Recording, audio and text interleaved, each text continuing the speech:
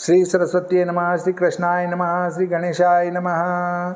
देखिए, आज आपको श्रीमद् भागवत महापुराण के 11वें स्कंद का 6ठा अध्याय श्रवण कराता हूँ। आप प्रेम से मन लगाकर श्रवण कीजिए। छठिये में ब्रह्मादिकन विनय करी कर जोरी मोहि संग लीजे हे प्रभु उद्धव कही निहोरी। श्री सुखदेव जी बोले कि हे राजन, इस प्रकार वसुदेव जी से नारद जी कहकर चले गए।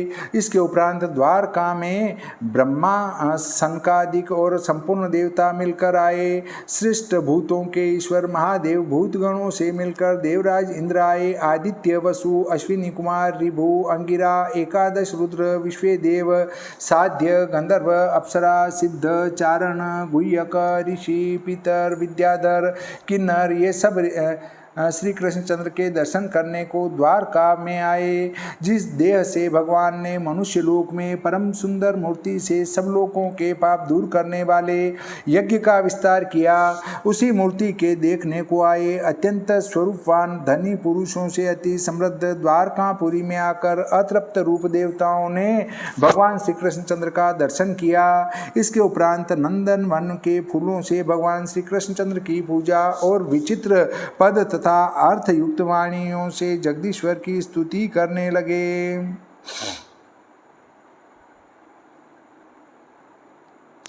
देवता बोले कि हे नाथ, जो जीव कर्म रूप बड़े पाप से छूटने को बुद्धि, प्राण, इंद्री, मन, वचन के भाव युक्त हो, जिनका हृदय में सदा चिंतन करते हैं परंतु तो भी दर्शन नहीं पाते, और हम तुम्हारा प्रकट दर्शन कर रहे हैं, अतः हमारा अहोभाग्य है, इसलिए हम तुम्हारे चरणार बिंदुओं को बार बार नमस्कार करते हैं। या हरि यह एक तर्क करते हैं कि मोक्ष के लिए मेरे चरणार बिंद का चिंतन क्यों करते हो, क्योंकि मैं तो अनेक दुष्ट कर्म करता हूँ, मेरा तो कर्म छूटता ही नहीं, तो तुम्हारे कर्म क्या छुड़ाऊंगा। इसके उत्तर में कहते हैं कि अजित, तुम ऐसी बात मत कहो, क्योंकि जो औरों पर मन से भी न जाने जाए, ऐसे महत्वादी प्रपंचों को त्रिगुण अपनी माया से आप में ही उत्पन्न करते हो, पालते हो, संहार करते हो, परंतु तो भी इन कर्मों में लिप्त नहीं होते। तुम माया के गुणों में नियंता स्वरूप से स्थित हो, परंतु रागादि रहित हो और नित्य अपने आनंद स्वरूप विषय मग्न रहते हो, तो मुझको कर्म करने का क्या प्रयोजन है। मैं तो आत्मा राम हूँ। तो कहते हैं कि हे स्तुति योग्य, हे परम श्रेष्ठ देव, विषी पुरुषों के चित्त विद्या, श्रवण, अध्ययन, दान, तप और कर्म करने से वैसे शुद्ध नहीं होते जैसे साधु पुरुषों के चित्त तुम्हारा यश श्रवण करने से हो जाते हैं। अब प्रार्थना करते हैं कि तुम्हारे चरण कमल हमारी अशुभ वासना जलाने के लिए अग्नि रूप हो। जिन चरणों का संपूर्ण मुनि अत्यंत प्रेम पूर्वक कोमल हृदय हो मोक्ष के कारण ध्यान कर हैं, और भक्तजन सारूप्य मुक्ति की इच्छा से वासुदेव, संकर्षण, प्रद्युम्न, अनिरुद्ध इन चतुर्व्यूह से 3 काल में पूजा करते हैं, और उनके बीच में भी जो ज्ञानी हैं वे इन्हीं से स्वर्ग को उल्लंघन करके वैकुंठ जाने के लिए पूजते हैं। हे ईश, सदा तुमको यज्ञ करने वाले कर्म मार्ग में हाथ जोड़ यज्ञ की अग्नि में तीनों वेद की विधि से हवि को लेकर चिंतन करते हैं, और योगी राज अध्यात्म योग से तुम्हारी माया अणिमादिक ऐश्वर्य जानने का चिंतन करते हैं, और परम भक्त सर्वत्र पूजते हैं। हे विभो, तुम्हारे सब अंगों में व्याप्त जो वनमाला है, माला उससे भगवती लक्ष्मी शोध के समान ईर्ष्या रखती हैं, और यह वनमाला भक्तों ने अर्पण की है, इसी कारण से तुम इसको धारण करते हो, उसी माला में पूजा को ग्रहण करते हो। तुम्हारे चरण हमारी विषय वासना के जलाने को अग्नि हैं। हे व्यापक, जब आप त्रिविक्रम रूप हुए थे तब आपने बलि राजा को बांधा, तब तुम्हारा एक चरण सत्यलोक में रहा, सो वह चरण जैसे विजय पताका हो इसी प्रकार दिखाई देता था, और उसी चरण से गंगा के 3 प्रवाह छूटे, वह पताका हुई। चरण ध्वज दंड हुआ, सो सूर असुर सबकी सेना को भय अभय का देने वाला हुआ। देवताओं और साधुओं को अभय का दाता अर्थात स्वर्ग दिया, असुर दुष्टों को भयदायक अर्थात अधोगति दी। वह आपका चरण हम जो कि भजन कर रहे हैं उनके पाप दूर करो और हमारी रक्षा करो। यदि कहो कि युद्ध में देवता दैत्य परस्पर जीतते हारते हैं, मेरा वहाँ क्या निमित्त है, तो कहते हैं कि ब्रह्मा से आदि लेकर देहधारी सब जगत परस्पर युद्ध से जब पीड़ित होते हैं तब तुम्हारे वश में आते हैं। इसलिए काल रूप तुम हो और काल के अधीन सब हैं। इससे जय पराजय सब आपके ही अधीन हैं।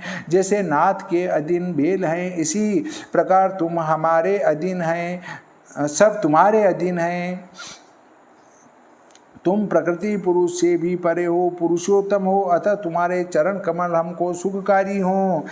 हे प्रभु, आप इस जगत के उत्पत्ति पालन और प्रलय के कारण हो और प्रकृति पुरुष महत तत्व के भी नियंता हो। यह जो काल संवत्सर हैं सो चक्र रूप हैं। इसके ग्रीष्म वर्षा शरद 3 नाम हैं और सबके नाश करने को प्रवृत्त हैं। इसका वेग अत्यंत गंभीर है, सो काल तुम्हारा ही रूप है, इसलिए तुम उत्तम पुरुष हो। अब सृष्टि का प्रकार कहते हैं। प्रथम तुमसे सफल वीर्य एक पुरुष उत्पन्न होता है, सो तुमसे शक्ति को प्राप्त हो माया से मिलकर विश्व का गर्भ रूप महत तत्व उत्पन्न करता है और वही महत तत्व माया से मिल आत्मा से यह स्वर्णमय अंडकोश बाहर के 7 आवरण संयुक्त बनाता है।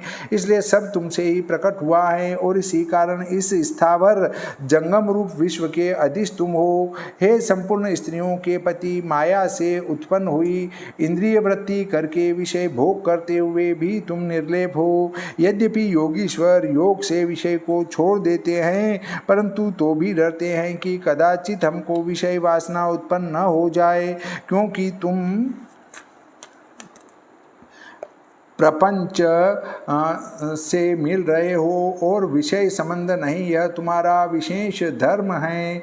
क्योंकि जो 16,000 स्त्रियाँ अपने मंद हास्य सहित चितवन के कटाक्ष से दिखाए अभिप्राय से मन को हरने वाली, भूमंडल से प्रेरे संभोग मंत्रों के विषय निपुण, काम के बाण और काम की कला से भी वश में न कर सकी, तो तुम विषयों से निर्लिप्त ही हो। इसलिए तुम्हारी अमृत रूपी कथा, कीर्ति रूप जल भरी नदी और तुम्हारे चरणोदक रूपी गंगा, ये दोनों त्रिलोकी के पाप दूर करने को समर्थ हैं। श्रवणेन्द्रिय से वेद में गाए हुए तुम्हारे यश के सुनने से सब पाप नष्ट हो जाते हैं। गंगा में स्नान करने से सब पाप छूट जाते हैं। इस प्रकार जो पुरुष धर्म जानते हैं सो इन दोनों तीर्थों का सेवन करते हैं। इस प्रकार ब्रह्मा महादेव सहित देवताओं से मिल स्तुति और नमस्कार कर आकाश में ही खड़े होकर भगवान श्री कृष्णचंद्र से बोले।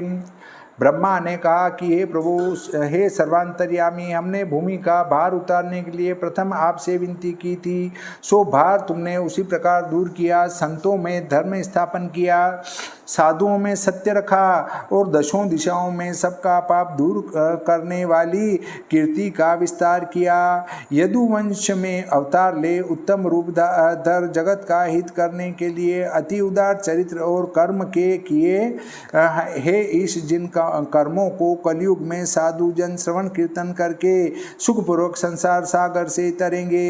हे विभो, हे पुरुषोत्तम, यदुवंश में अवतार लिए तुमको 125 वर्ष हो गए।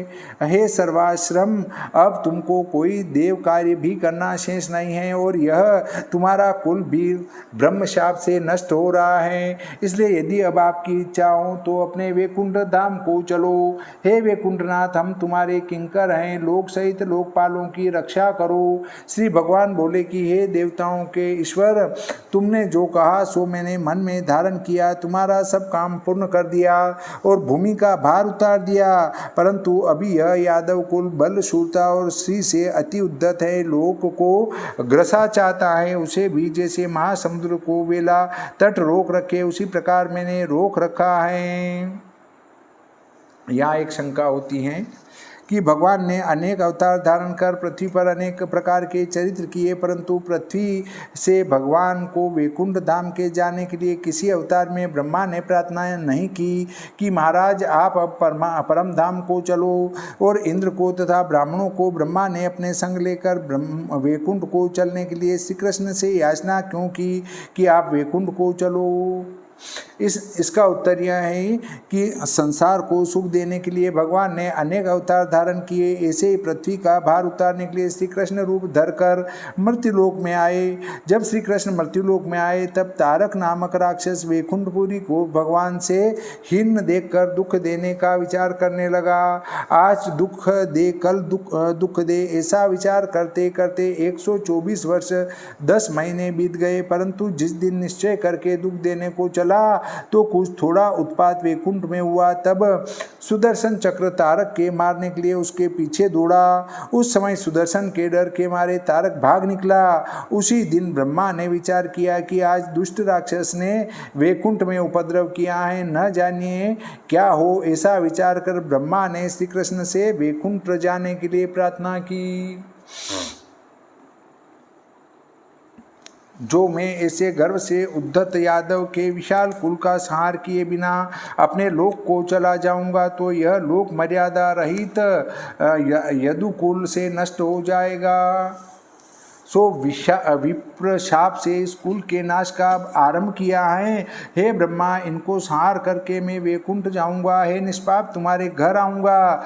लोकों के नाथ भगवान श्री कृष्णचंद्र की इस प्रकार वाणी सुनकर स्वयं भूदेव ब्रह्मा श्री कृष्ण को नमस्कार कर देवताओं से मिले अपने धाम को चले गए।